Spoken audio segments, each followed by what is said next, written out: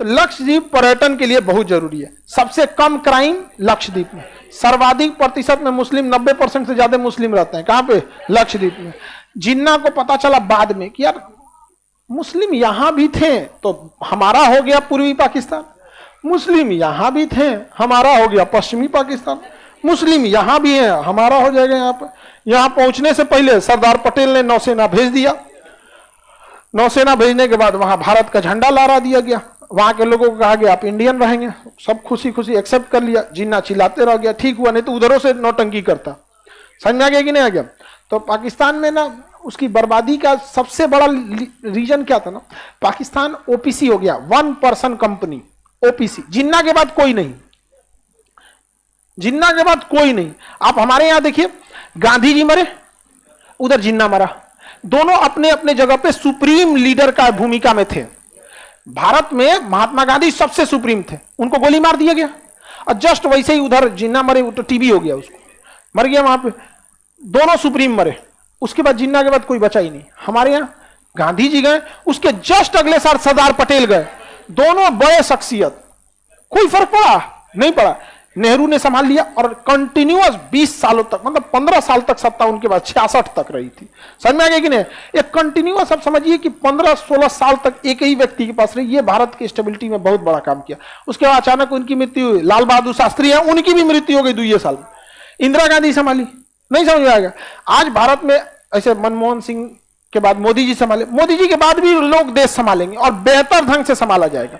समझ में आ गया कि नहीं? इंदिरा गांधी के समय लगता था कि ऐसा कोई संभाल पाएगा कि नहीं। मनमोहन सिंह आए, अर्थव्यवस्था मर रही थी, संभाले कि नहीं संभाले? पूरी दुनिया देख रही थी, बर्बाद हो गए थे, लेकिन संभाल लिया गया।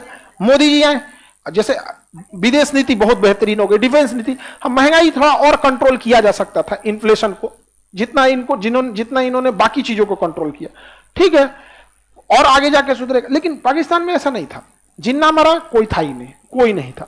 तो पाकिस्तान पे कब्जा कर लिया 2 लोगों ने, एक वहां धर्मगुरुओं ने और एक सेना ने पूरी तरह से। अब वहां सबसे सुप्रीम चीज है सेना, उसके बाद धर्मगुरु है। धर्मगुरु लोगों को कभी भी बहुत बड़ा सुप्रीमेसी नहीं, समझ में आ गया कि नहीं आ गया? क्योंकि ना यहां जाने के लिए, धर्मगुरु बनने के लिए कोई एग्जाम एंट्रेंस नहीं देना होता है, आपको यूपीएससी देना पड़ता है। तो आप एक डीएम से ये उम्मीद रख सकते हैं कि वो कितना भी गुस्सा रहेगा ना तो एक मर्यादा में काम करेगा, क्योंकि इतना पढ़ा लिखा है। आप किसी डीएम को जाकर लड़ियो जाइएगा ना तो एक तत्काल आपको कुछ अरेस्ट करा देगा, 2-3 हाथ लगवा देगा।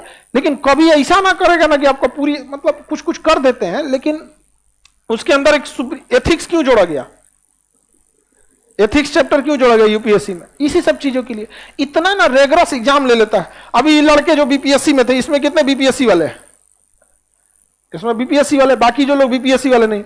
बीपीएससी एग्जाम स्टार्ट होने से पहले क्लास, सर मेंस कैसे लिखेंगे, निबंध कैसे लिखना है। अभी इतना बेहतरीन निबंध लिख रहा है कि दिल्ली में जो कॉपी में ले गए ना, वहां पे कॉपी चेक करने वाला पूरा एकदम हड़क गया। ये बिहार का भी लड़का ऐसा लिख सकता है? हाँ, हिंदी मीडियम का बहुत बेहतरीन लिखा, कॉपी लिखने में उन लोग की हालत खराब हो रही है यहाँ पे पूरा अच्छे ढंग से। बाकी तो आप लोग भी, जिन लोग का ग्रेजुएशन होते जाएगा, तैयारी करते रहिएगा। तो चौपट हो गया पाकिस्तान, समझ में आ गया? जिन्ना के बाद कोई बचा नहीं, किसी को दिक्कत, 1 पर्सन कंपनी बन के रह गया था। हम लोग सब एक से एक हमारे यहां रहे लोग। हम लोग कभी धर्म को हावी होने दिए? कभी धर्म नहीं आने दिए। एक और भी रीजन था कि भारत में मेजॉरिटी में ना हिंदू थे। हालांकि भारत एक सेकुलर राष्ट्र शुरू से रहा है। अगर आप न्यूज और व्हाट्सएप को छोड़ दे तो हमारे देश में कोई दिक्कत नहीं है, समझ आ गया कि नहीं आ गया? तो हमारे यहाँ शुरू से रहा है। अब मेजॉरिटी यहाँ हिंदू, जैन, बौद्ध सब रहे हैं, मुस्लिम माइनॉरिटी में रही है। तो हिंदुज्म में ना बहुत साल पहले से एजुकेशन बहुत पीक पे था, समझ में आएगी नहीं? एजुकेशन था। और पाकिस्तान में मेजॉरिटी जो थी ना मुस्लिम की थी। तो मुस्लिम में ना बहुत ज्यादा रिफॉर्म पहले से नहीं हुआ था। हाल फिलहाल में जैसे सर सैयद अहमद खान हुए, ये लोग रिफॉर्म कर रहे थे। तो एजुकेशन लेवल ना वहां पे कंपैरेटिवली थोड़ा सा नीचे था, इस वजह से ये आगे निकल गए। हमारे यहाँ तो सब निकल गए। अच्छा, एक आदमी निकलता है तो गांव का दूसरा देखा देखी हो जाता है। आप में से एक आदमी, आप यहां से सेलेक्ट होके जाइएगा, गांव में 10 गो को प्रेरित करिएगा पढ़ने के लिए, होता है कि नहीं? तो कई रीजन भी ऐसे भी था। हमारे यहाँ वर्सेटाइल भी थे लोग, सारे धर्मों के लोग थे। तो धर्म कभी मैटर ही नहीं बना। आप लोग के बीच में कभी धार्मिक मुद्दे पे बात होती है?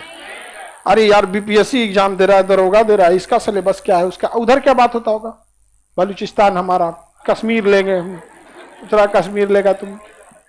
आगे बढ़े तो लक्षद्वीप पर कौन आना चाहता था? जिन्ना। लेकिन सरदार पटेल ने पहले ही निपटा दिया।